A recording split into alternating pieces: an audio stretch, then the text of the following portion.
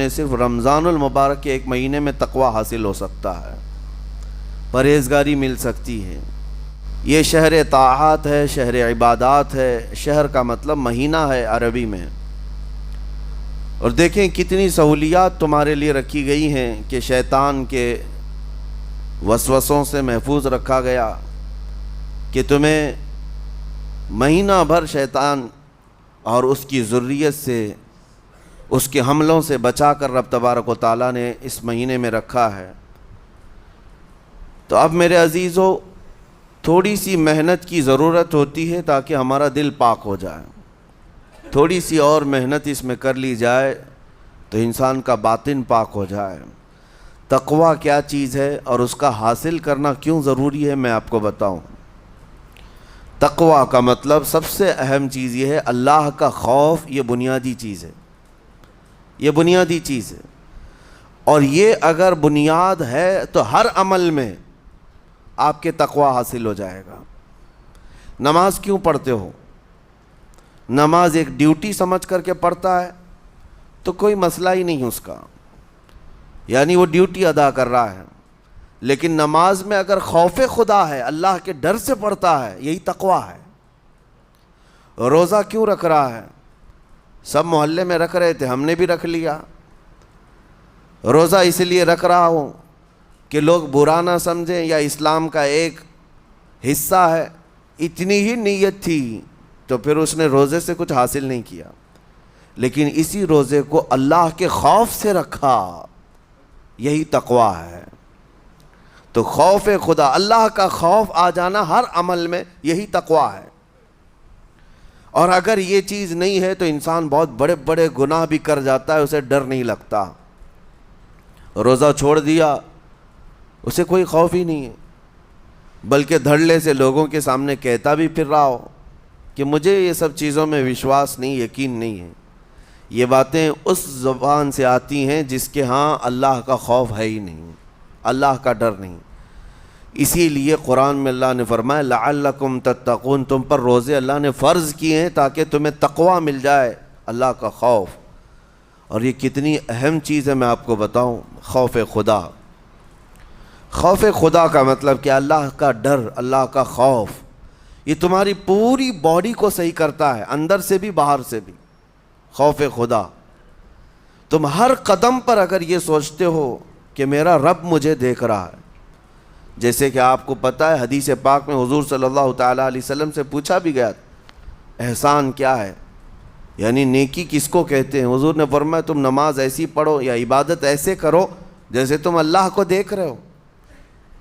اور اگر یہ نہیں ہو سکتا تم سے تو اتنا احساس تو رہے کہ اللہ تمہیں دیکھ رہا ہے۔ تو ہر عمل میں تمہارے یہ سوچ آئے کہ مجھے میرا رب دیکھ رہا ہے، تمہارے قدم سنبھل جائیں گے۔ آج آپ مسجد میں بیٹھے ہیں، ادب سے بیٹھے ہیں، حالانکہ ایک آدھے گھنٹے کے بعد جسم کو پھیلنے کی حاجت ہونے لگتی ہے، تھوڑا پیر پھیلا لوں، پیٹھ کو ٹیک دے دوں، نہیں کرتے آپ، اس لیے کہ آپ کو احساس ہے کہ امام صاحب دیکھ رہے ہیں، مفتی صاحب دیکھ رہے ہیں، یا پھر مجمع میں لوگ دیکھ رہے ہیں۔ تو یہاں پر ہمارے دیکھنے کے احساس سے آپ کے پیر نہیں پھیلتے ہیں، آپ پھیل کے نہیں بیٹھتے۔ تو ہم میاں نہ سزا دینے والے نہ جزا دینے والے ہیں۔ یہی احساس اگر اللہ کے دیکھنے کا ہو جائے کہ میرا رب مجھے دیکھ رہا ہے، تو پھر آپ کو کسی نگرانی کی ضرورت نہیں، کہیں کسی سی سی ٹی وی کی ضرورت نہیں۔ اللہ کا خوف اگر بندے کے دل میں آ جائے، وہ ہر لمحے، ہر گھڑی، ہر علاقے میں محفوظ رہتا ہے، اپنے آپ کو محفوظ رکھتا ہے۔ میرے عزیزو، 4 سال کی عمر ہے امام اہل سنت فاضل بریلوی رحمۃ اللہ علیہ، امام محمد رضا خان رحمۃ اللہ علیہ، 4 سال کی عمر میں روزہ رکھ لیا۔ گرمیوں کی شدت تھی، گھرانہ علمی گھرانہ ہے، باپ بھی بڑے عالم دین، دادا بھی بڑے عالم دین ہیں۔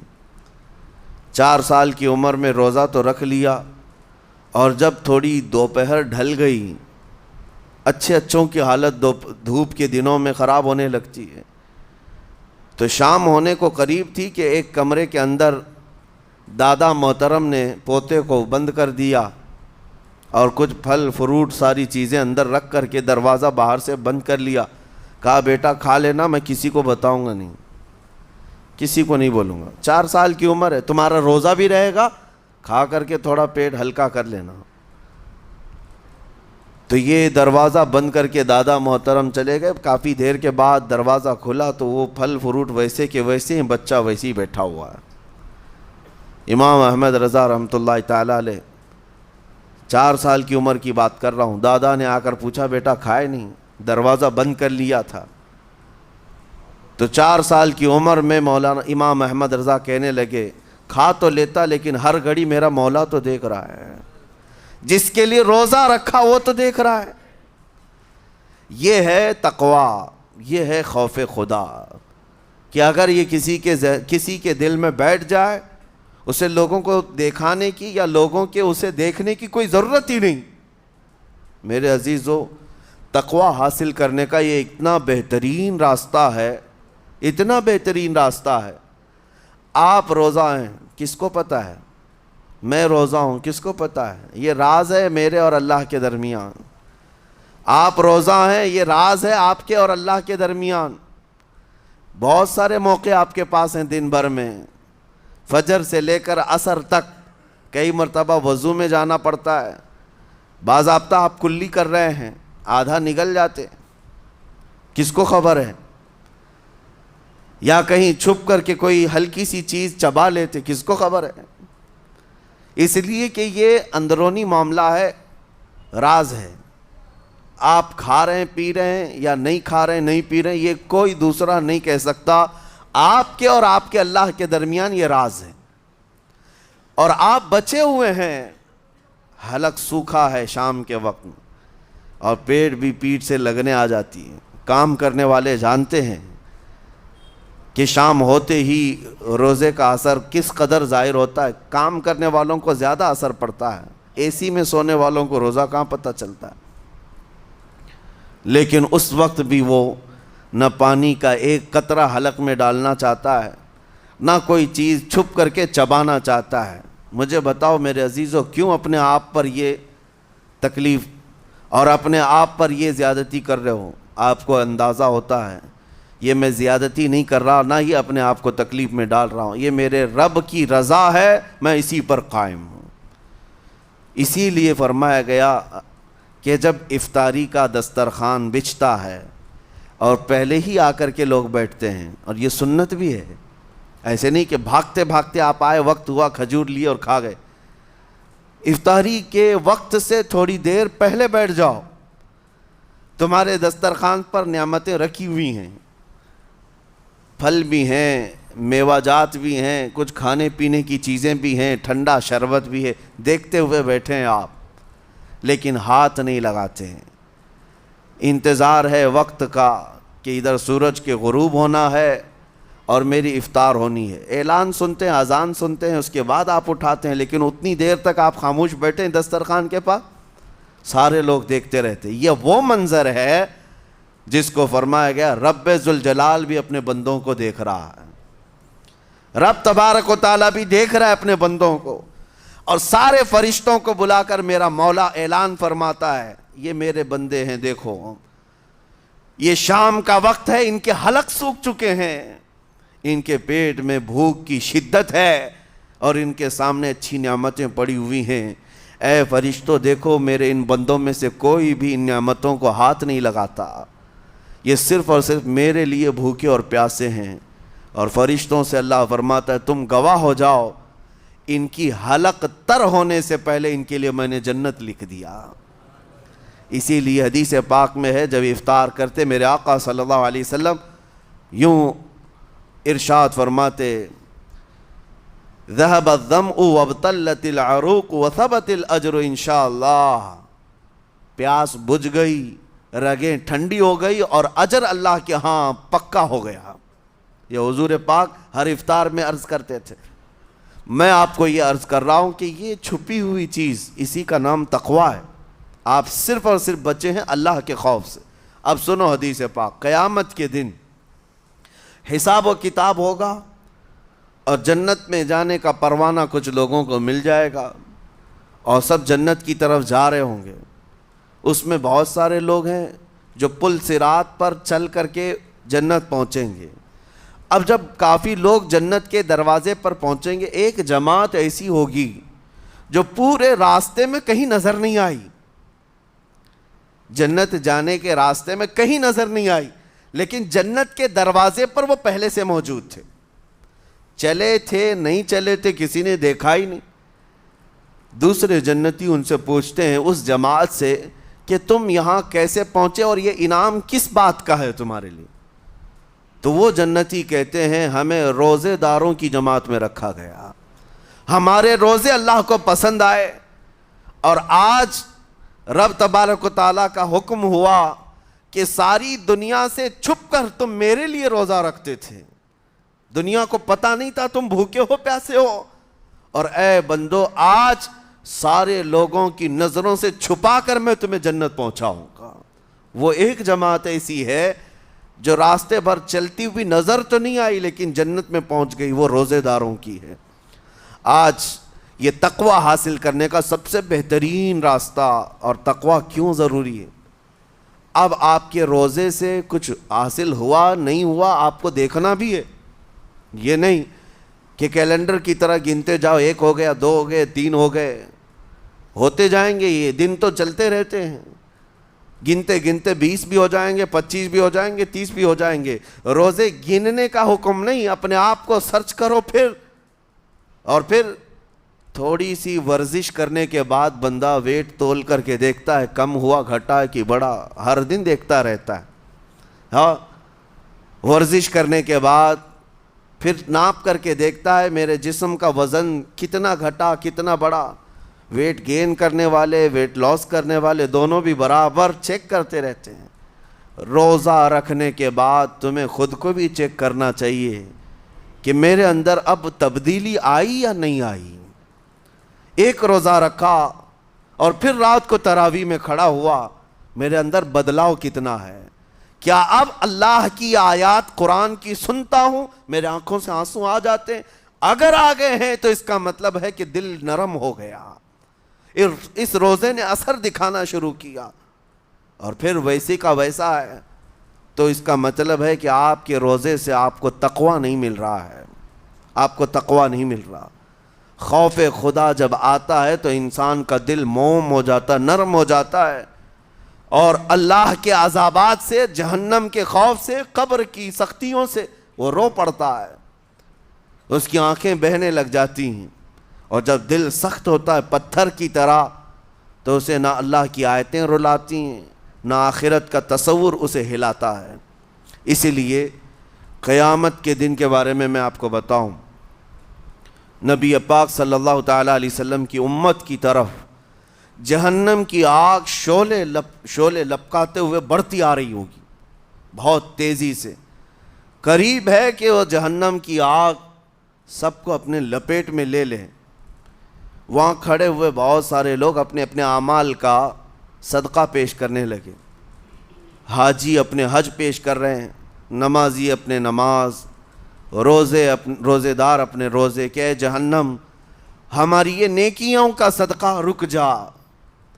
جہنم کی آگ بڑھتی چلی آئی، بڑھ رہی تھی۔ جبرائیل امین علیہ الصلاۃ والتسلیم حاضر ہوتے ہیں بارگاہ مصطفیٰ صلی اللہ علیہ وسلم میں، ایک پانی کا پیالہ انہوں نے پیش کیا اور کہا یا رسول اللہ صلی اللہ علیہ وسلم یہ پانی آپ اس آگ پر چھڑک دیں۔ نبی پاک صلی اللہ تعالیٰ علیہ وسلم نے وہ پانی اس آگ کی طرف پھینکا تو آگ دور چلی گئی، جو جہنم کی آگ اچانک بجھ گئی، کافی دور چلی گئی جو امت کی طرف لپک رہی تھی۔ رسول رحمت صلی اللہ تعالیٰ علیہ وسلم نے پوچھا جبرائیل سے یہ اتنا اثردار پانی ہے کون سا؟ یہ جبرائیل امین عرض کرتے ہیں یا رسول اللہ یہ آپ کے ان امتیوں کے آنسوؤں کا پانی ہے جو رات کھڑے ہو کر اپنے رب کے خوف سے رویا کرتے تھے، وہ اللہ کے خوف سے تھر تھراتے تھے، ڈر کر کے ان کے آنکھوں سے جو آنسو آتے۔ جبرائیل امین کہتے ہیں میں نے وہ آنسو جمع کر رکھے تھے اور وہ آج میں نے آپ کے سامنے پیش کیا۔ ایک آنسو کا قطرہ جہنم کی آگ بجھانے کے لیے کافی ہے۔ موتی سمجھ کے شان کریمی نے چن لیے قطرے جو گرے تھے عرق انفعال کے۔ عزیزان گرام وقار، یہی وہ تقویٰ ہے، یہی وہ خوف خدا ہے جس کے متعلق اللہ قرآن میں فرماتا ہے لعلکم تتقون، تاکہ تمہیں تقویٰ مل جائے، اسی لیے روزے رکھے گئے ہیں، روزے فرض کیے گئے ہیں۔ تمہارا دل اگر سخت کا سخت ہی رہ گیا تو روزے اثر نہیں کر رہے ہیں، روزے اثر نہیں کر رہے۔ اور ظاہر سی بات ہے کاموں میں برکت نیت سے ہوتی ہے، کسی بھی عمل میں برکت اچھی نیت سے ہوتی ہے۔ اگر کوئی روزہ اس لیے رکھ رہا ہے، جیسے بہت سارے فائدے گنائے جاتے ہیں نا، روزہ رکھنے سے کینسر نہیں ہوتا، روزہ رکھنے سے جسم کے فاسد مادے ختم ہو جاتے ہیں، نکل جاتے ہیں، ڈاکٹرز بھی مشورہ دیتے ہیں مہینے میں ایک مرتبہ، ہفتے میں ایک مرتبہ باڈی کو فری چھوڑنا چاہیے۔ تو یہ تو جسمانی فائدے تو رکھے گئے ہیں، لیکن اگر تم روزہ اس نیت سے رکھ رہے ہو کہ میری باڈی صحیح ہوتی رہے، تو گویا کہ تم تو اپنی دنیاوی غرض سے روزہ رکھ رہے تھے۔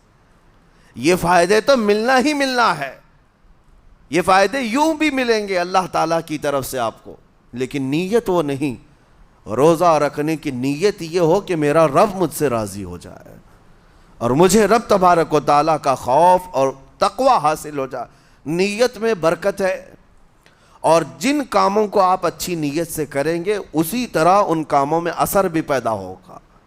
روزہ رکھنے سے پہلے آج نیت یہی کریں کہ مولا تعالیٰ یہ روزہ میرے تمام برے اعمال کے لیے کفارہ ہو جائے، یہ ڈھال بن جائے۔ جانتے ہیں آپ اپنے نفس امارہ کو روکنے کا سب سے بہترین آلہ بھوک ہے، بھوک۔ جتنا آدمی بھوک کے ذریعے سے اپنے نفس کو مار سکتا ہے دوسری کوئی چیز نہیں۔ آپ دیکھیں اس رمضان المبارک میں بہت ساری حلال چیزیں آپ کو حرام کر دی گئی ہیں، یعنی سحری سے لے کر افطاری تک۔ میں یہ نہیں کہہ رہا کہ شراب پینا حرام ہے، نشہ کرنا حرام ہے، وہ تو پوری زندگی بھر حرام ہے، لیکن آپ کو چاول روٹی تو حلال ہے نا، سبزے سیب پھل فروٹ تو حلال ہے، لیکن یہ حلال چیزیں بھی اللہ نے آپ پر حرام رکھی ہیں، روزے کے عالم میں نہیں کھا سکتے۔ سحری سے لے کر افطار تک یہ حلال لقمے، پانی تو حلال ہے، پاک ہے، لیکن آپ کے لیے روزے کے عالم میں حرام ہے۔ اسی طرح شادی شدہ مرد اپنی عورت کے ساتھ زندگی بھر کبھی بھی جمع کر سکتا ہے، رات میں سو سکتا ہے، لیکن حالت روزہ میں وہ حلال کام بھی حرام ہے، حلال کام بھی حرام ہے۔ اپنی عورت سے جمع کرنا حالت روزہ میں کیوں روکا گیا؟ کھانا پینا بھی حلال تھا، عورتوں کے ساتھ شباشی بھی حلال تھی، لیکن روزے کے عالم میں ان حلال چیزوں کو روکا گیا۔ تو آپ سوچ سکتے ہیں اس چیز کو، سوچ سکتے؟ وجہ یہ ہے کہ حلال چیزوں سے آپ کو روک کر بڑے حرام چیزوں سے بچانا مقصود ہے۔ آج اگر اپنے آپ میں اتنا کنٹرول کر لے جاؤ کہ چند حلال چیزوں سے دن بھر بچ سکتے ہو، انشاءاللہ رمضان کے بعد بڑی حرام چیزوں سے بھی اللہ آپ کو محفوظ رکھے گا۔ میرے عزیزو، برا ہے ان لوگوں کا جن کو میرے آقا صلی اللہ تعالیٰ علیہ وسلم نے دعائے ہلاکت فرمائی۔ اس سے بدنصیب کوئی ہو سکتا ہے؟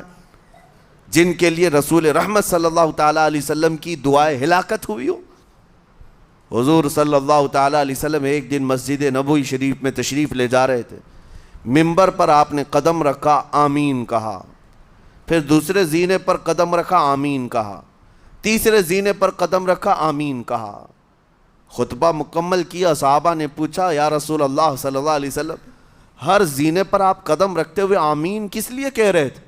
سنو، رسول پاک صلی اللہ علیہ وسلم ارشاد فرماتے ہیں کہ میں جب پہلے زینے پر قدم رکھا تو سید الملائکہ جبرائیل امین آئے اور دعا کرنے لگے۔ کیا دعا کیا؟ یوں کہا، یا رسول اللہ صلی اللہ علیہ وسلم وہ شخص ہلاک و برباد ہو جائے جو آپ کا نام سنے اور پھر اس کے بعد درود نہ بھیجے۔ حضور فرماتے میں نے آمین کہا۔ حضور کا نام سنتے ہی آپ کی زبانوں پر درود آ جانا چاہیے۔ اللہم صلی علی سیدنا محمد وآلہ وصحبہ وبارک وسلم۔ میرے آقا فرماتے ہیں دوسرے زینے پر قدم رکھا تو جبرائیل امین نے یوں کہا، یا رسول اللہ صلی اللہ علیہ وسلم، وہ شخص ہلاک و برباد ہو جائے جو زندگی میں اپنے ماں اور باپ میں سے کسی ایک کے بڑھاپے کو پایا اور ان کی خدمت کر کے جنت نہیں حاصل کر سکا بلکہ ان کو ایسے ہی چھوڑے رکھا، ایسا شخص برباد ہو جائے۔ حضور فرماتے میں نے آمین کہا۔